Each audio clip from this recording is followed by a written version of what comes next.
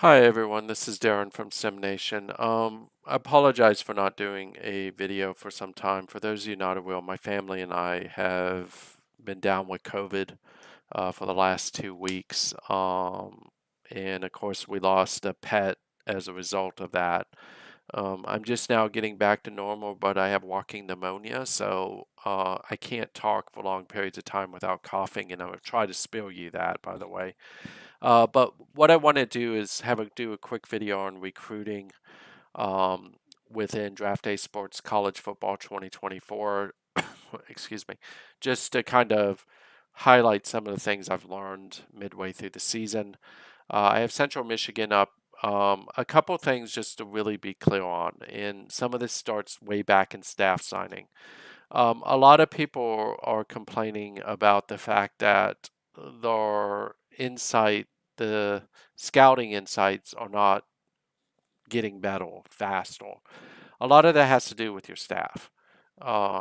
If your staff is not good at scouting, it's not going to increase fast.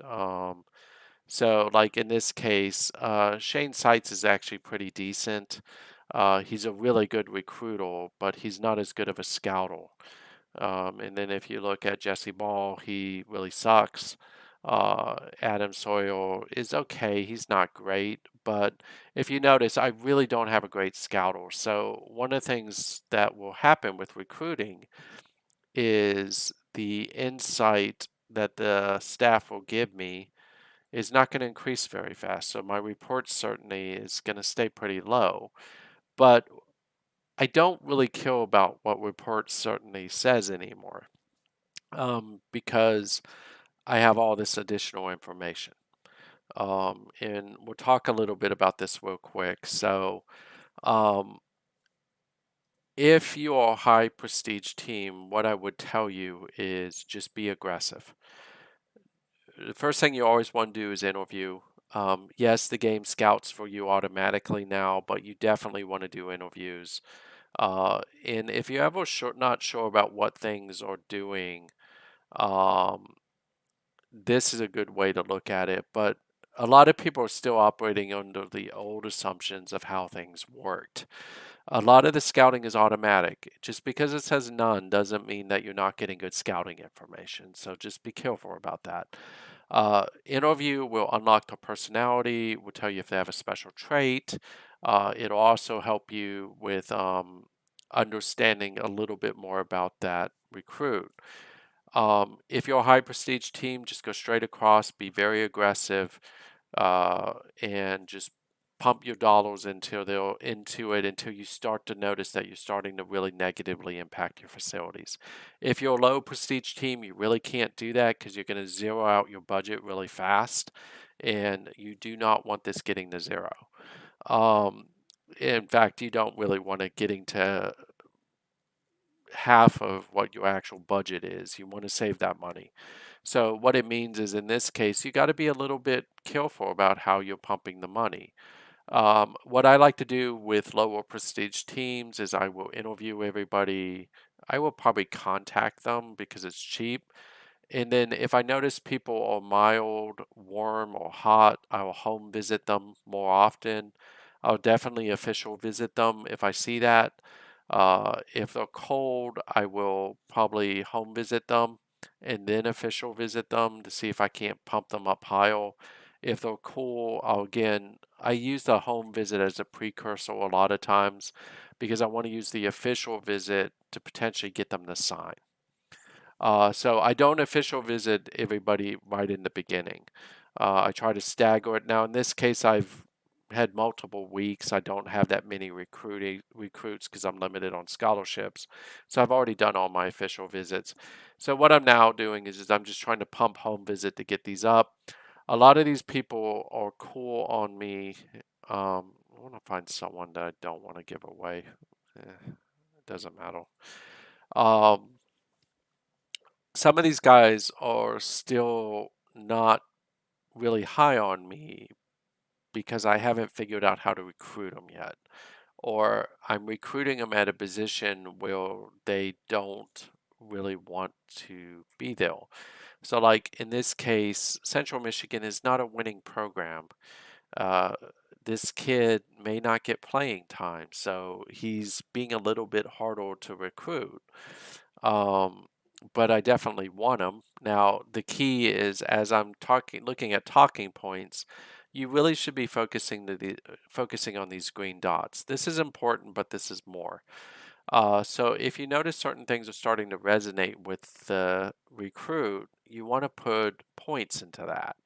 If you notice certain things are not doing that, and especially if you look over here and say, well, it really doesn't kill. Now, the funny thing about this kid, right, is the thing that's resonating with him is market size.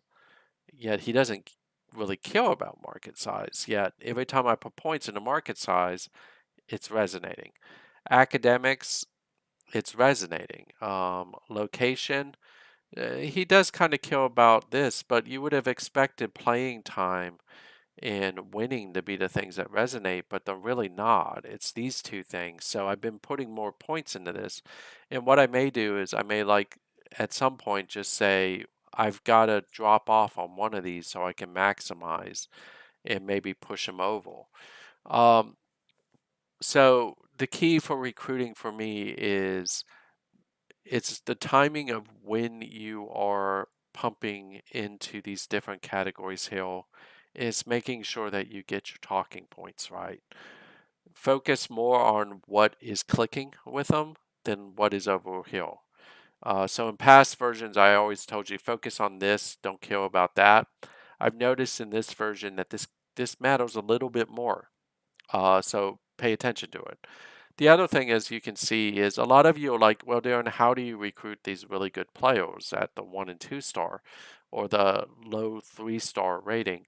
Well, I focus less on this, candidly. I do look at this and it kind of gives me an idea, but if I look at him, I would say there's a discord here and that could be bad for me, but then I come over here and it says amazing speed for the position. That means this kid is likely an 80. He could, he's an 80. He's not 90. But he's an 80. He could be a higher 80. But what that means is he's really fast. He's also got good instincts. And if I look over his intelligence, it has a B. That means he's probably a 70 to 80 in intelligence, which is what I want at linebacker. The other thing I'm looking at is down here is what is his potential?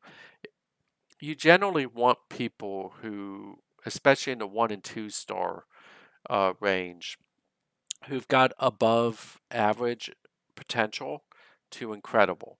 Now, this kid doesn't have great potential, but if you look at this, he's got some pretty good stats to begin with. He may not need potential.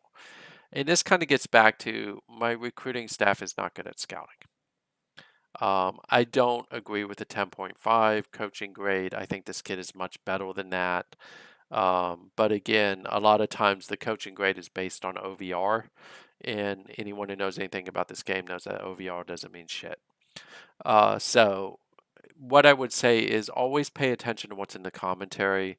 I will tell you, I am one of those players who literally will go through every 1 and 2 star, jot down notes, and then say, okay, these are the people I want to go after with Central Michigan, with Colorado, and then these are the people I'm going to keep an eye on with Washington State and Maryland who don't really need them because they can recruit 5 and 4 stars. But I'm still going to pay attention to them because if I have an open scholarship in the off season, I'm going to go after them.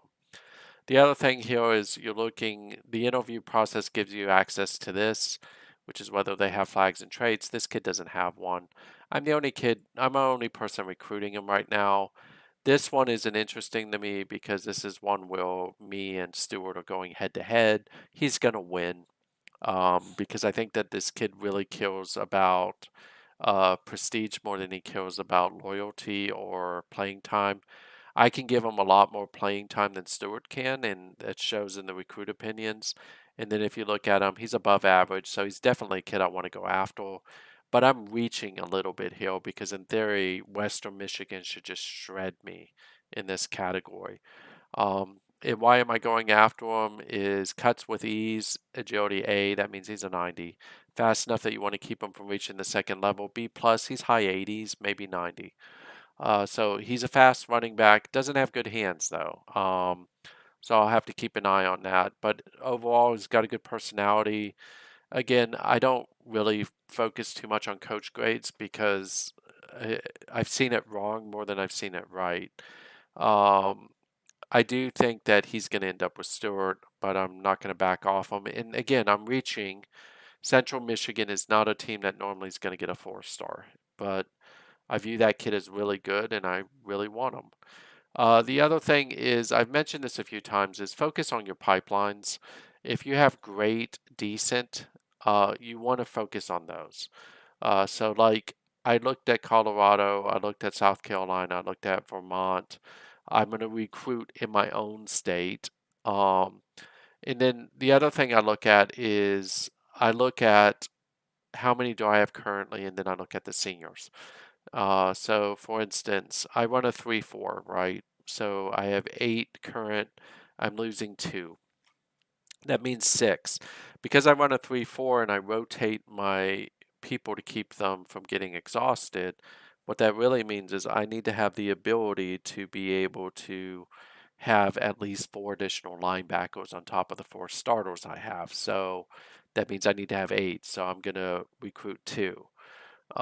Same thing with cornerbacks is I run a lot of 4 cornerback sets as well on passing down. So I'm losing 2. I need to gain 2 more back because I need to stay around 8. So hopefully that helps. Now, the one thing that you need to be really careful with in the off season, and this ties back into recruiting, is your staff. Uh, so at Colorado, I screwed Colorado in the off season, and I didn't even realize I was doing it. Colorado has a budget of like 8 million. I spent 8.1 on the staff, which means that point 0.1, I'm point 0.1 million over, which means I have no recruiting budget at Colorado now. The way it works is once staff signing is done, that money is sunk into your staff. So whether you fire them or keep them, you've spent the money. You're not going to get it back. So because I did that, I really put myself in a bad position to where I just can't recruit anything. I'm having to rely on the hope that I can just stay on someone long enough that they'll decide to come to Colorado. Um, so when you're doing your staff hiring, pay attention to that. I would say that you want to leave at least 1 million or 2 uh, towards recruiting at all times if you're a low prestige team. Um, but the good news about staff signing is you can actually hire people at a lot less than what they're asking for, especially if you try to go after them in week 4, week 5 of staff signing. So, like Douglas Robertson, he actually wanted like $4 or $5 million. I got him for 1.5 because I waited till week 4 and then offered him and got him. He wasn't my head coach at the beginning of the year. There was a different dude, but I thought I could get out of the situation I'm in with my budget, and you just can't. That money's sunk the moment that staff signing ends. So at the end of the day, I got rid of the other coach. I promoted him mostly because I got sick of the other coach really quick. Um, but of course, the concern will be as I get into next off season, someone could poach him because he's not making much, 1.5. And I've aligned myself pretty well to be in a position where, if you look at this, it's 2.8, 4.2 million out of 8.1 million budget. That's assuming, of course, it stays the same, which means that I'll have roughly about 3.9 million to go towards recruiting next season. I didn't have many scholarships because, of course, I cut all my players and went from there. So, from a recruiting perspective, I think the biggest things that you really need to focus on is understanding what you need. And again, we talked about one way of doing that. Understanding your pipelines, like I should be going after people in Rhode Island, Virginia, and South Carolina. I am going after people in Colorado because I kind of need to. Um, and then the second thing is just understanding your recruiting budget. If you don't have a lot of money, you can't be very aggressive. So, like, assuming I had money, which I don't, I would be able to start getting a little bit more aggressive here. But again, because I have no money, I can't really do anything. I'm relying on uh, essentially just hoping that they sign with me at this point. Um, Now, again, and I'll show you this because I really don't care. Like Julius, or a lot of you ask, why am I going after this guy? If you look at this, you will see all this stuff doesn't really matter here. He's not a speed rusher, but he's a fast DT. That means 60 or 70 speed. Enough explosiveness to get to the quarterback. That means he's probably in the 60s or 70s in agility, but he's not very strong. I would probably say that he's probably maybe 60, 70 strength, which for a defensive tackle is pretty bad. But again, I'm looking for people who are average or better in potential so that they'll grow. I'm less concerned about this kid because I think he's already a pretty decent defensive tackle. If we were to look at Timothy Earls, what you'd see here is the ball leaves his hand with good speed. He's got a B plus. That means his arm's probably about 80, 85. It's high or 80s. His accuracy is probably low 80s. His intelligence is probably 80. Speed, maybe 50 or 60. A B doesn't mean 80s. It just means that his speed is probably in the 50s or 60s.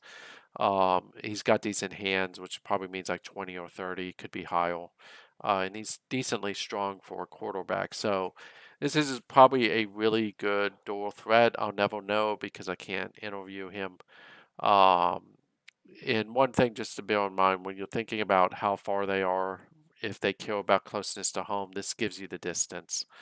So that's kind of it for recruiting. I think in summary is know your pipelines, know what you need, uh, get aggressive with these categories here with your actions. If you have the money, spend it every time. If you don't, be kind of thoughtful about how you're going to do it.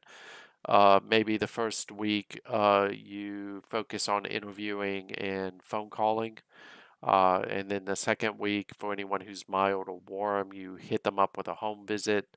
And then after that, if they're still mild, warm, or becoming hot, then you hit them with an official. And then, of course, if they're still cool, you maybe hit them with a home visit in the third week. But just be thoughtful about how you do it. And again, that's assuming that you don't have a lot of budget. If you have a lot of budget, like a 99 prestige team, you're not going to be able to ever really influence this. You can just go all out. Unless you have a lot of scholarships. If you have a lot of scholarships, you could do that. But if you don't, you can just go all out. And then the last thing is you need to nail the talking points. Talking points matter a lot. Probably a bad idea to show you here because I can't show you talking points. But what you're looking for here is the green dots. Traditionally, with personality ratings, I would normally have told you to go after those first over the green dots. But what I've noticed in recruiting so far is the hits, uh,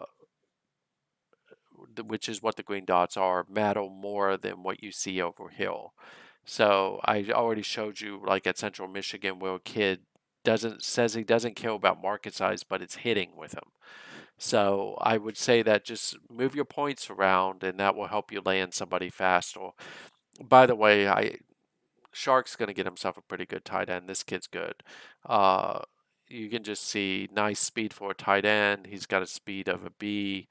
I would say that this kid has an 80 speed, probably mid 80s. He's got good instincts, which means his intelligence is probably in the 70s. His agility's not great, but who gives a crap? He's a tight end, right? The only thing I'd worry about if I was Shark is that this guy's not probably a really great blocking tight end for the run game, but Shark likes to throw the ball. I would tell him to get out of Colorado, but I get why he's going after this kid. This kid's good. But again, Shark's gonna tell me to get out of Georgia with Maryland, which that's just not gonna happen. So hopefully this helps you all. I will do a couple more videos here shortly, especially as I start to feel better and I can hold down the cough. I'm gonna go drink a lot of tea right now because I can feel it trying to grab me, but hopefully you find that this is helping you. I will do some things around game planning. There's some changes that I think I need to talk about.